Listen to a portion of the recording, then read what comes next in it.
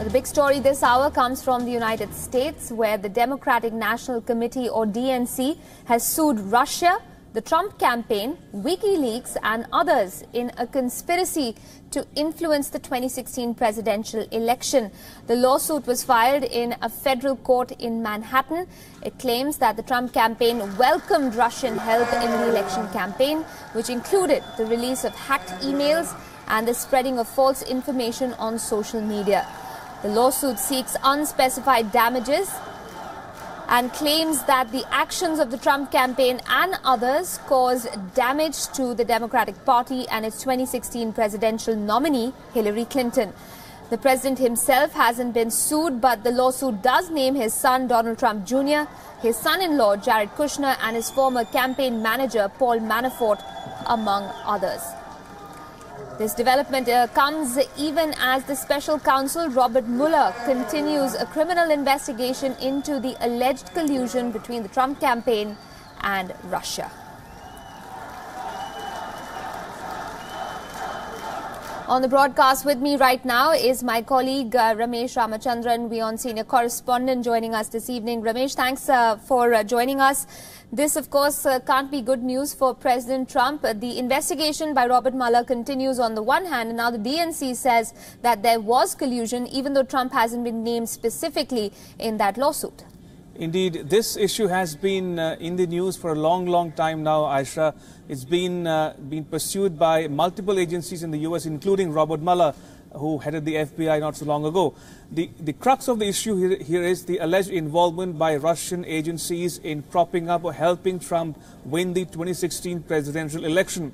Now, that said, these are unsubstantiated claims just yet, and therefore I'm using the word claim or allegation. There is no evidence yet in the public domain, at least, to suggest that Russia was indeed behind propping up the Trump campaign. But that said, this is a political issue, hot potato, so to speak, in the U.S., and Trump is in the firing line of the Democrats. And the DNC, the Democratic National Committee, has now sued Russia and others in helping Trump win the election campaign. But they have spared Trump for now. They have not named him just yet. Instead, they have named his son and son-in-law, and also other officials, including Manafort. So it remains to be seen where this legal case might at all end up going forward. Right. And Ramesh, of course, this also comes on the backs of two developments that have taken place. One, of course, the entire Facebook Cambridge Analytica scandal. And secondly, James Comey himself, the former FBI director, has come out with a book. He's made some pretty big and damning allegations as far as the president goes, and says that the president, by saying that there was no collusion, is actually hinting at the fact that there was collusion, at least in Comey's interpretation as a former investigator. Should we look at those developments and this one in the same light, perhaps, to understand the larger perspective of the story? Indeed, they're all tied together, Aisha, and it's, sooner than later, the presidency of Trump might begin to unravel.